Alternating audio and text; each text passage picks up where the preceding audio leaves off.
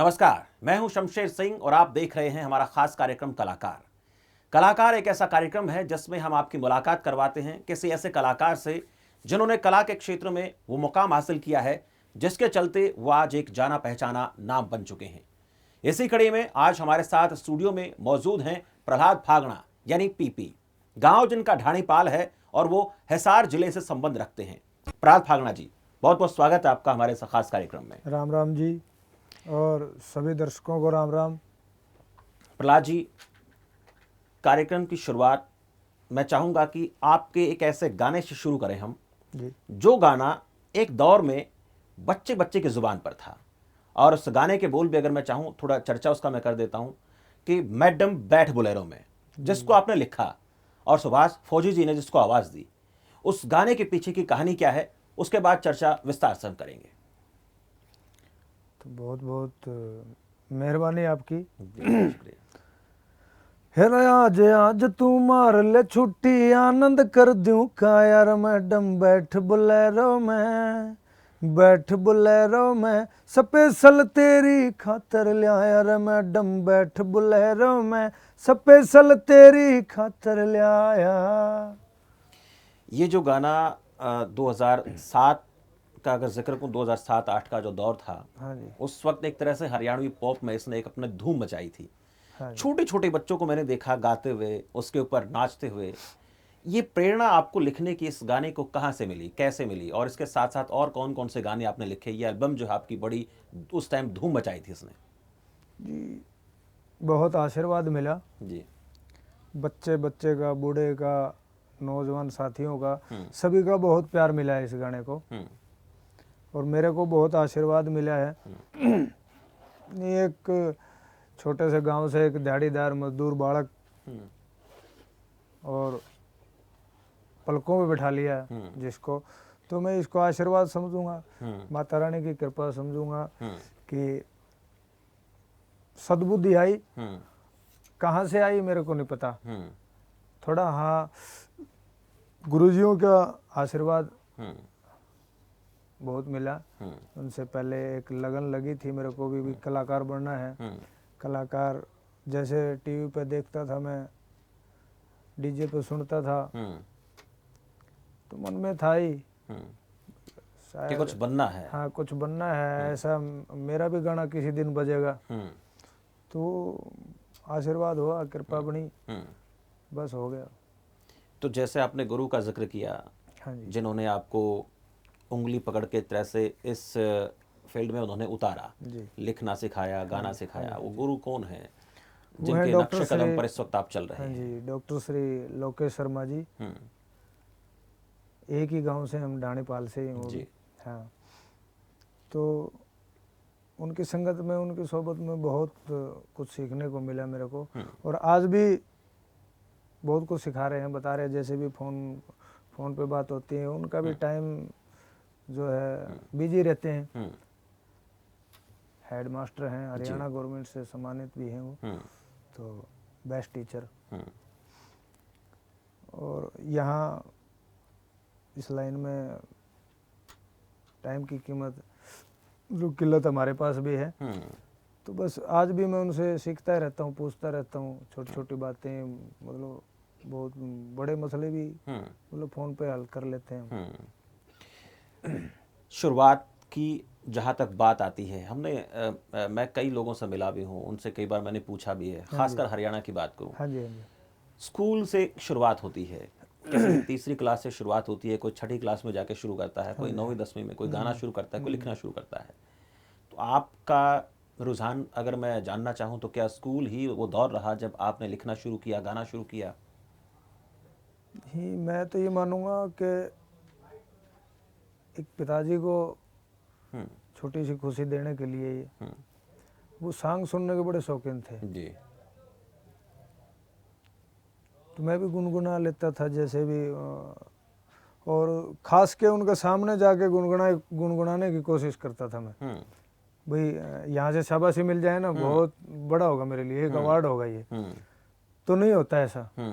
फिर वो खुशी में मतलब बाहर से देने के लिए मतलब लगती गई भाई पिताजी को खुश करना है, सॉन्ग सुन के आते वो कम से कम 3-4 किलोमीटर दूर, 5 किलोमीटर दूर।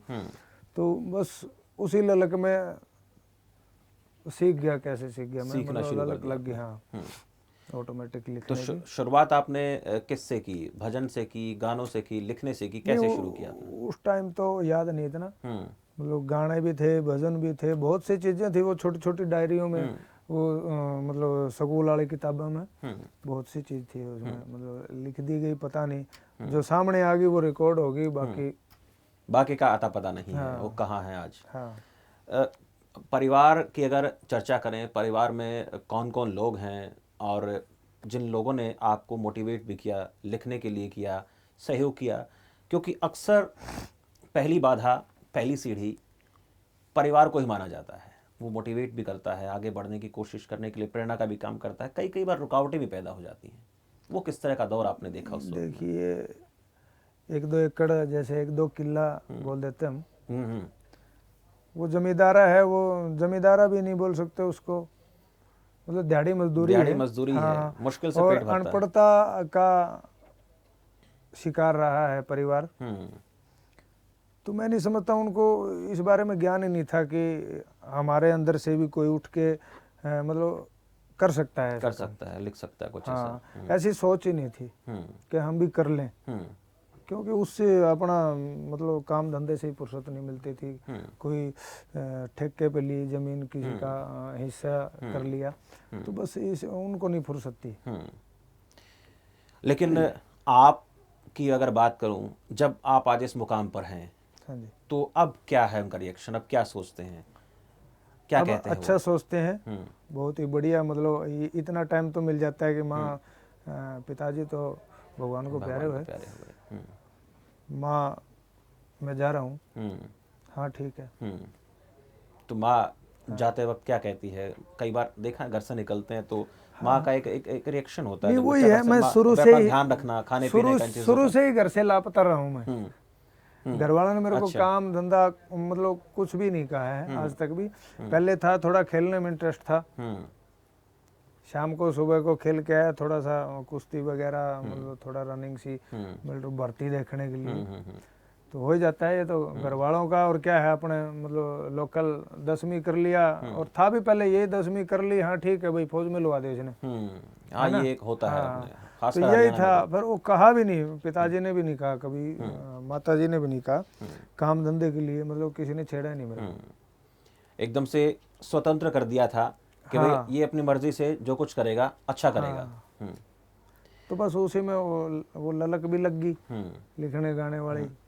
और खेलते भी रहे साथ साथ, खेलने जाते तो भी वहाँ जाके अपना अपना नदी है उसके ऊपर जाके बस थोड़ी देर खेलते, फिर वो किलकी मारने लग जाते, उसके गाना बाद गाने लग जाते। गाना हाँ, गाना शुरू कर देते थे। पड़ोसी भी तंग थे।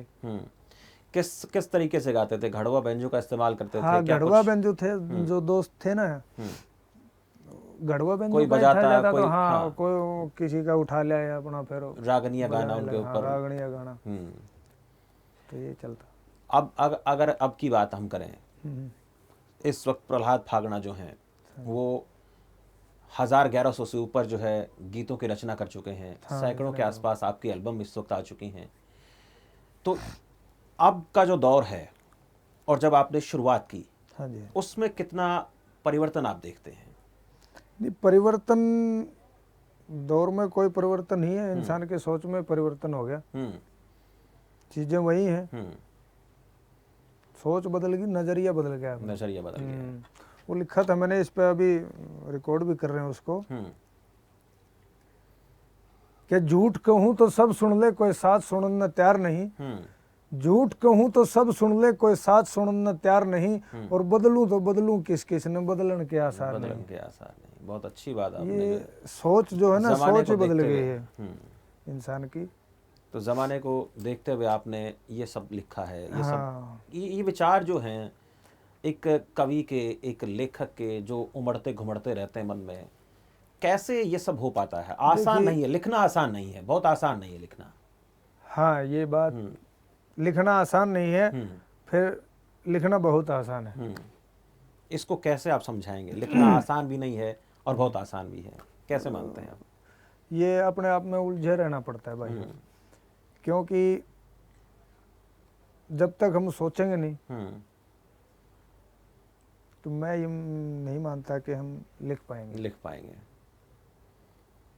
और अच्छा लिख पाने के लिए, अच्छा लिखने के लिए हम्म, सोचना बहुत जरूरी है, बहुत ज़रूरी है। बहुत जरूरी। अक्सर देखा गया है आजकल मैं कुछ- देखता हूँ, हम्म, देखा है हमने, हम्म, ऊपर से कुछ शुरू है सॉन्ग, हम्म, एंड तक आते आते मतलब उसकी पूरे की स्टोरी, चेंज हो जाती है। हाँ ऐसे ऐसे चलता है वो, हम्म, कुछ नहीं उसके अंदर, हम्म, तो वो भी लिख रहे हैं। वो भी लिख रहे हैं। ये जो लिखना है, ये उनका जैसे आपने जिक्र किया, ये वक्त का दबाव है, तकाजा है, पैसा भी कमाना है, अपने आप को स्थापित भी रखना है समाज में, या फिर नहीं वो लिखी ऐसा नहीं है? स्थापित आप किसको बोल रहे हो?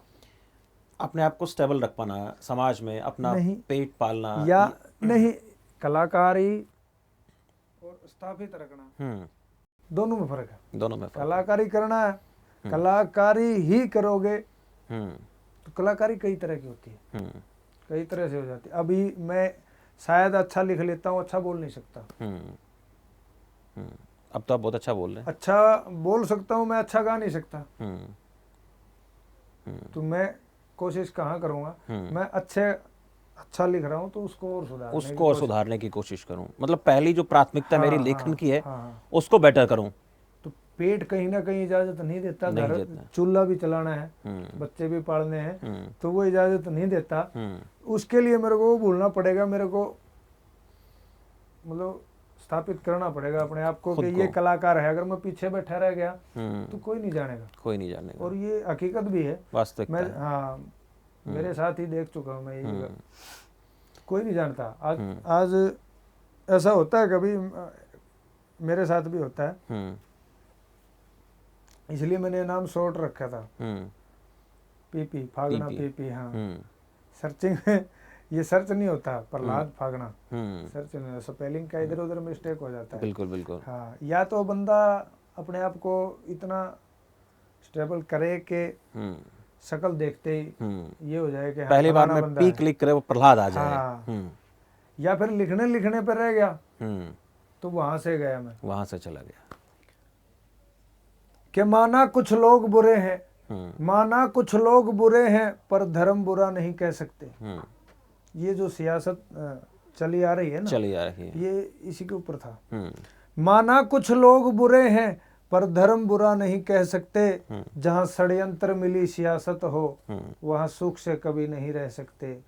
और ये देश बदलना इतना भी आसान नहीं है बाबूजी, ये देश बदलना इतना भी आसान नहीं है बाबूजी, दुश्मन तो बैठा है घर में पर ध्यान नहीं है बाबूजी, ध्यान नहीं है बाबूजी, ध्यान नहीं है बाबूजी। बहुत अच्छी इंसान का पंक्ति मतलब आपने इंसान का दुश्मन हो गया है, इंसान का दुश्मन हो गया है, पर इंसान खुद का दुश्मन खुद का ही दुश्मन है। खुद ही है। मैं बता रहा था ना अभी थोड़ी देर पहले कि सोच में बहुत फर्क हो गया, बहुत फर्क आ गया है। आप कुछ लीक से हटके चलने की आपने बात की, हाँ जी, जैसे वो आपने कहा कि आडी हड़ाई वाली जिक्र किया, खेतों में हाँ, जो हाड़ी होता है वो हल चलाता है, हाँ जी, हाँ जी। तो सीधी चलती है, लेकिन आडी हड़ाई का मतलब टेढ़ा चलने की जो बात की, आप अब कुछ और भी नया कर रहे हैं जो हरियाणवी संस्कृति में एक मील का पत्थर साबित हो सकता है, सूफियाना हाँ जी, गायन की मैं बात करूं। ये मतलब मैं कहूँगा इसके बारे में कि ये मेरे खून में ही है, खून में है, मतलब क्योंकि चाहता हूँ मैं, और मैंने देखा है बुजुर्गों से भी, हालांकि कम पढ़े लिखे थे वो लोग परिवार में और अपने देहात में, कम पढ़े लिखे हैं परिवार में भी, सभी पढ़ा लिखा तो था ही नहीं कोई इतना, मतलब ये बात थी पक्की, अच्छा था वो कम पढ़े लिखे थे, क्योंकि परमात्मा के प्रति जो उनका लगाव था ना, वो निस्वार्थ था, निस्वार्थ भाव से था, बिना किसी मूर्ति के, बिना किसी मतलब उसके ढोंग के, निस्वार्थ था वो। और वही चीज मतलब ये भी एक उल्टी लड़ाई है, पब्लिक को देखते हुए, कहाँ पब्लिक डीजे पे एंजॉय कर रही है ना, और हम इस तरफ लेके चल रहे हैं, तो अभी नहीं है, इतना रिस्पॉन्स नहीं है अभी, बाकी उम्मीद है कि आ जाएगा, धीरे धीरे हो जाएगा बदलाव। कि मोहब्बत लाजमी है, मोहब्बत लाजमी है, कोई खूबसूरत तो दिखे, मोहब्बत लाजमी है, कोई खूबसूरत तो दिखे, हम कब से रंग लिए बैठे हैं, कोई मूरत तो दिखे, कोई मूरत तो दिखे। वाह, कमाल कर दिया। ऐसे कैसे भर दूं ये शब्दों के रंग उसमें, ऐसे कैसे भर दूं ये शब्दों के रंग उसमें, फागना उसे हमारी जरूरत तो दिखे, हमारी जरूरत तो दिखे। वाकई ये चीज़ें दिल को छूती है, ये मानना पड़ेगा, इसमें कोई शक नहीं है। हाँ, जैसा थोड़ा थोड़ा चेंज हो रहा है, सुन रहे हैं। पहले तो कलाकार साथियों ने बहुत सहयोग किया इस उसमें, और अभी थोड़ा थोड़ा आगे भी बढ़ रहे हैं हम। आपके एल्बम, अपकमिंग जो एल्बम है, डेंजर एक शब्द है।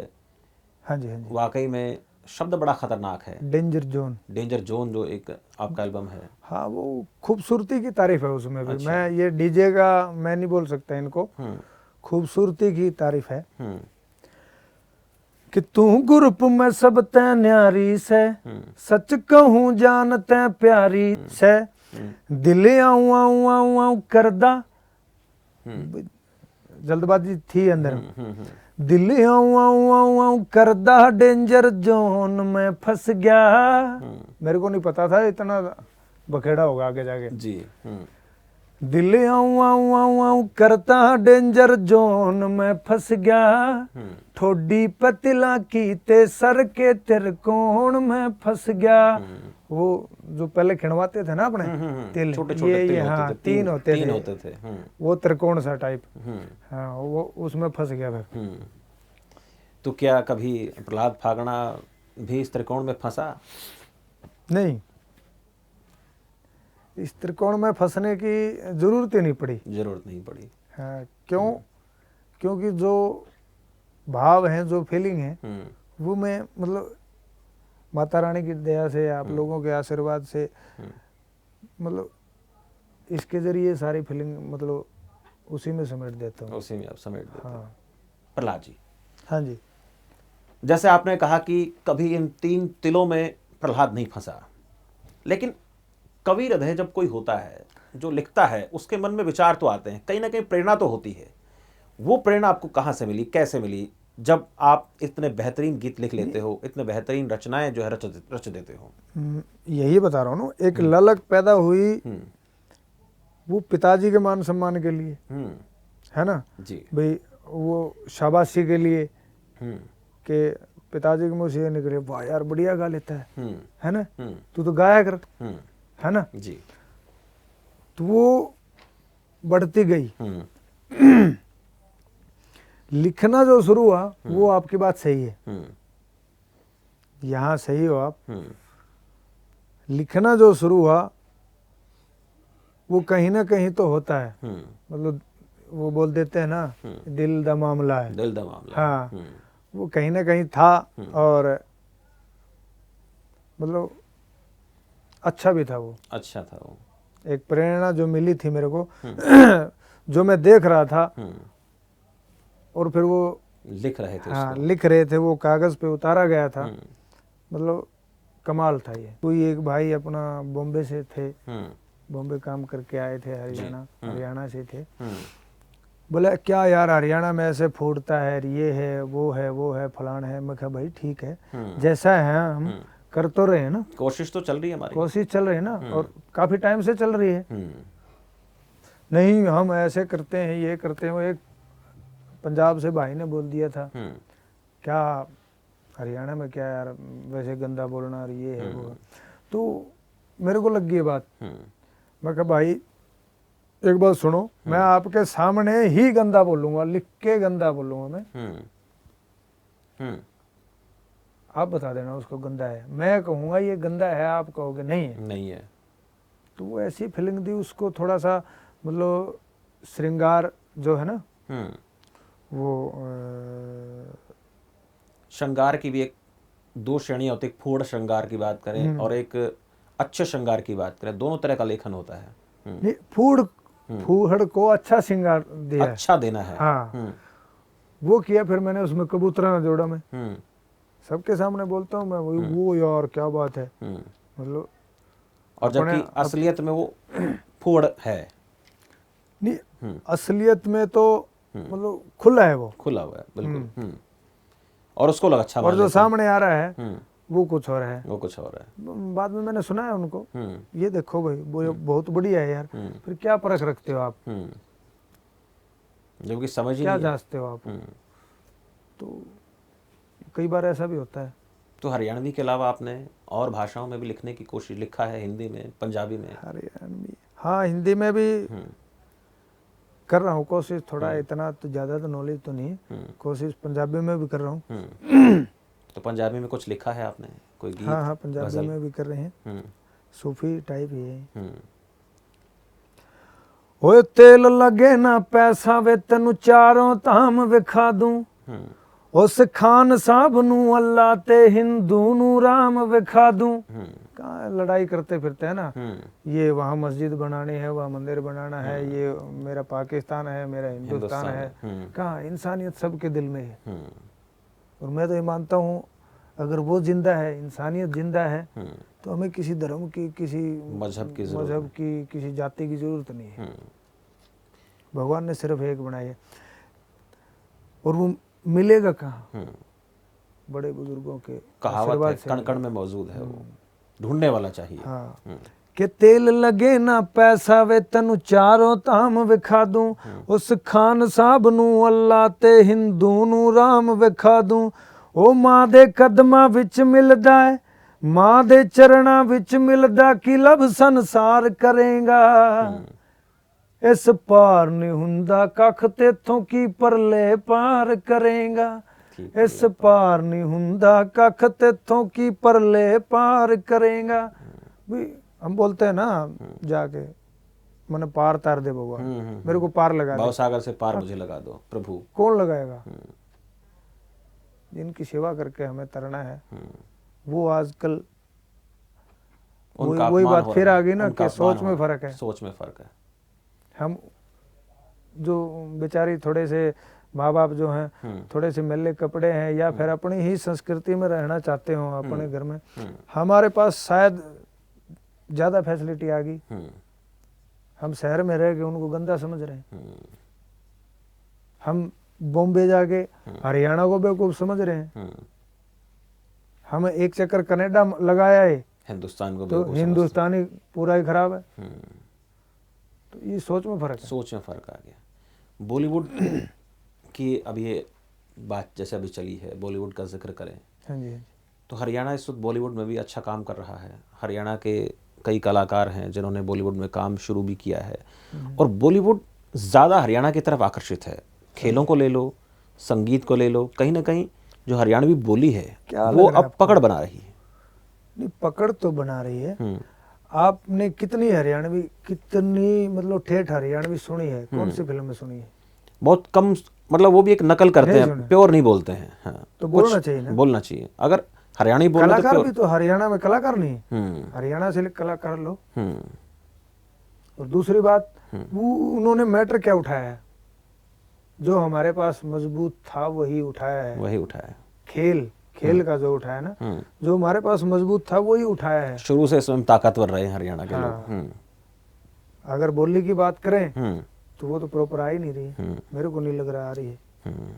सिर्फ उसमें जो कैच किया है, हाँ वो वही किया है। इसको यूं कह लें कि पैसा कमाने का जरिया है, प्रचार करने का कोई इसमें माध्यम नजर आता नहीं है। कलाकार बहुत और भी बेचारे बैठे हैं, बहुत सारे हैं जिनके पास साधन ही नहीं है। और उसमें भी हमने देखा है कि खाली यूट्यूब है, यूट्यूब पे गाने डाल दिए बस उसके अलावा कुछ अपने यहाँ दाएं बाएं प्रोग्राम कर लिए, बस खुश है बेचारे।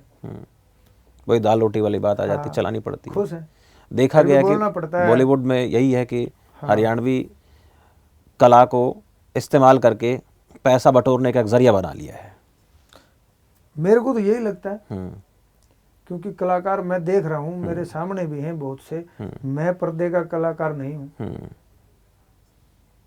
फिर भी पर्दे वाले जो है ना कर रहे हैं, अच्छी एक्टिंग कर रहे हैं, मतलब उनको नहीं कैच किया जा रहा।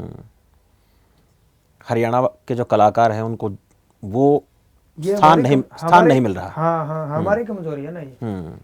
यहाँ से आते हैं, मैंने अभी सुना है पीछे से भी सरकार के बजट से इतना आया है पैसा, और वो सब्सिडी लेने के उसमें और वो कोई और ले गया।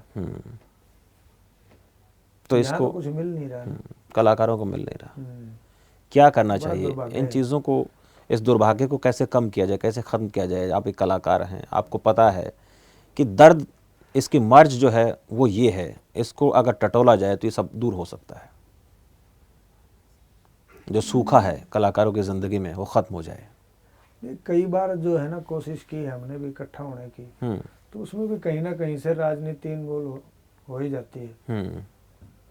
मैं ये सोचने लगता हूँ भाई मैं ज़्यादा मतलब वो हूँ, बड़ा कलाकार हूँ, मेरी तरफ क्यों नहीं है बंदे, मैं 2 4 5 पार्ट दूंगा, उनमें से मेरी तरफ आ गए, मतलब एक मेजोरिटी नहीं बन रही। अगर हो तो हम भी सरकार के सामने जाके, इलेक्शन टाइम है, इलेक्शन से पहले है, तो लड़ सकते हैं, अपनी मांग तो रख सकते हैं कम से कम। बिल्कुल। बस यही है। लेकिन इस चीज़ में एक ख़ास बात देखने को ज़रूर मिली है, प्रहलाद की और सुभाष फौजी की जो जोड़ी है, हाँ जी, हाँ जी, वो वाकई में एक मिसाल है इन लोगों के लिए जो कहीं भटक रहे हैं अलग अलग। उनको एकजुट करने के लिए, उनको साथ लाने के लिए ये जो जुगलबंदी है ये वाकई में कमाल कर रही है इस वक्त। नहीं, ये तो देखिए कलाकार की हैसियत से तो हम एक दूसरे के करीब नहीं है, इंसानियत के नाते एक दूसरे के करीब है, वो सोच तो है। अभी, हाँ, मतलब रिश्ता ही ऐसा हो गया कि हमें लगता नहीं कि हम मतलब अलग अलग अलग माँ है हमारी, अलग अलग घर हैं, ऐसा कुछ नहीं है। ये तो मतलब एक पारिवारिक वो होगा, एक खून का रिश्ता जैसे बोलते हैं ना जी, वो प्यार प्रेम हो गया अभी इसमें। तो हम कलाकारी अभी ना करें तो भी साथ रहना हाँ, है। तो भी साथ है। तो वही सूफियाना बात यहाँ भी कर लें, इस जोड़ी ने मिलकर कुछ सूफियाना जो गाया भी है, लिखा है। हाँ भी फौजी साहब ने गाया है, सॉन्ग पीछे किया था, मेरा साजन तू मेरा मैं तेरी सजना, तू मेरा मैं तेरी, ये था। फिर उसके बाद बेटे ने गाया है, पारस ने, जो आजकल एक अच्छा म्यूजिक डायरेक्टर भी है, और छोटी सी उम्र में। अच्छा, हाँ, छोटी सी उम्र में, तो एक उसने भी गाया है, छन चढ़ गए हो तेरा सुन के जी कर यारा। अभी ये समझाना बड़ा मुश्किल तो नहीं है, समझाना, समझ आना बड़ा मुश्किल है। छन चढ़ गए हो तेरा सुन के जी कर यारा, जहाँ भी किसी कथा में, किसी जागरण में, मतलब तेरे नाम का जो जिक्र सुनते हो ना, मैं वो धुन सवार हो जाती है, किसी पीर पागलपन छा गया फकीर से। हाँ, ओ ही जाऊं तावड़ी हो कर दी क्यों बावड़ी, ओ ही जाऊं तावड़ी हो कर दी क्यों बावड़ी, सांस रुक गया दर यारा, छन चढ़ गए हो तेरा सुन के जी कर यारा। उसी टाइम मतलब ये जो है ना धड़कन रुक जाती है, धड़कन रुक जाती हाँ, है, मतलब मिलने की ललक में तो तार जुड़ जाते हैं, हाँ, अंतरात्मा के परमात्मा के साथ। हाँ, छन चढ़ जाते हैं। बहुत अच्छा लगा आपसे मिलकर।